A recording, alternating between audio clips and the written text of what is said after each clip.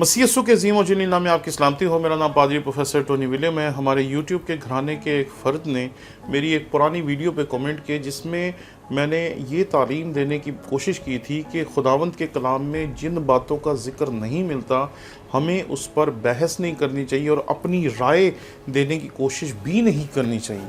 मुझसे एक शख्स ने कहा कि मसीह खुदावंद की सलीब की ऊंचाई, चौड़ाई, लंबाई कैसी थी। एक और शख्स ने इससे भी खूबसूरत सवाल किया कि जिस मुर्गे ने बांग दी जिसके ऊपर पतरस ने 3 बार इनकार किया, वो मुर्गा कौन सा था? अब आप बताएं, किताब मुकद्दस में से हम कहाँ इन सवालों के जवाब तलाश करते हुए? ऐसे बहुत सारी बातें हैं जो किताब मुकद्दस में आपको मिलती हैं जिसके बारे में हमें कोई किताब मुकद्दस से इशारा नहीं मिलता। इस बात को सामने रखते हुए मैंने वो वीडियो बनाई थी जिसमें मैंने कहा था कि आपको एक जुमला सीखना पड़ेगा कि यहाँ पर बाइबल खामोश है। बहुत से सवाल लोग करते हैं आपसे कि फ़लाँ बात बताएं, फ़लाँ बात बताएं, ये बात बताएं, और बहुत सारे सवाल ऐसे हैं जिनका जवाब हमारे पास भी नहीं है। तो हम फिर उसे ये कहते हैं कि जी बाइबल यहाँ पर खामोश है। तो किसी ने कहा कि नहीं जी बाइबल में सब कुछ मौजूद है, आप गलत कह रहे हैं। तो मैं कहा चलें हम इसके ऊपर बात करते हैं कि क्या बाइबल में सब कुछ मौजूद है। ये बात यकीन माने कि हम खुदावंद के कलाम पर भरोसा रखते हैं 100%। 2-3 साल पहले जब लोगों ने ये शोशा छोड़ा कि बाइबल बदल दी गई, ये हो गया, वो हो गया, और लोगों ने इसके ऊपर बहुत बहस की, तो मैंने तब कहा था कि जब तक हम जिंदा हैं हम ऐसा कुछ होने नहीं देंगे, क्योंकि हम खुदावंद के कलाम को मानते हैं। और अगर ऐसी कोई बात होती तो शायद सबसे पहले हम इस बात के ऊपर खड़े होते कि बाइबल के बीच में तब्दीली करने की कोशिश की गई है, लेकिन ऐसा कभी हुआ नहीं।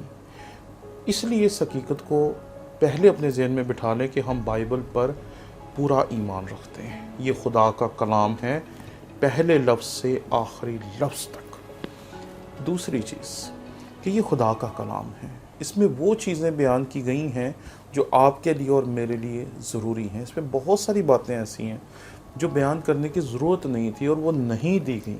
इसलिए बेशुमार ऐसे सवालात हमसे पूछे जाते हैं, बेशुमार ऐसी बातें पूछी जाती हैं जिनके बारे में हमें अपनी तरफ से घड़ के जवाब नहीं देना चाहिए। अभी कुछ अर्सा पहले एक शख्स ने कहा जी कि एक तरफ जो डाकू हुआ उसका ये नाम था, दूसरी साइड पे जो डाकू मसीह के मसलूब किया गया उसका ये नाम था, और इस पर बड़ी बहस हुई। लोगों ने मुझे फ़ोन किए, राब्ते किए, आप ये बताएं, आप ये बताएं। तो मैं उन्हें कहा कि भाई मैं क्या बताऊं, बाइबल में से तो पता ही नहीं चलता कि उनके नाम क्या थे। तो उन्होंने कहा नहीं जी तारीख़ में मिलता है। तो मैंने कहा जी कौन सी तारीख़ में मिलता है, मुझे भी बताएं कौन सी तारीख़ में मिलता है। तो मुझे तो तारीख़ की किसी मुस्तनद किताब में ऐसी कोई चीज़ नज़र नहीं आई कि जी उसका क्या नाम था और क्या नाम नहीं था। लेकिन उन दोनों डाकुओं के नामों के ऊपर इतनी बहस चढ़ गई कि बस नहीं। लेकिन अगर आप मुझसे पूछेंगे कि उन डाकुओं के नाम क्या थे, तो मैं कहूँगा कि यहाँ पर बाइबल खामोश है। कई दफ़ा लोग कहेंगे जी एक चौथा मजूसी भी था जो बाद में पहुँचा, मुझे नहीं पता, क्योंकि बाइबल इस बारे में खामोश है। इस तरह बेशुमार चीज़ें आपको मिलेंगी जिसके बारे में आपको भी यही कहना चाहिए कि बाइबल यहाँ पर खामोश है। अपनी राय का इजहार ना करें, अपनी तरफ से कुछ घटा बढ़ा कर पेश करना किताब मुकद्दस के मुताबिक गुनाह है।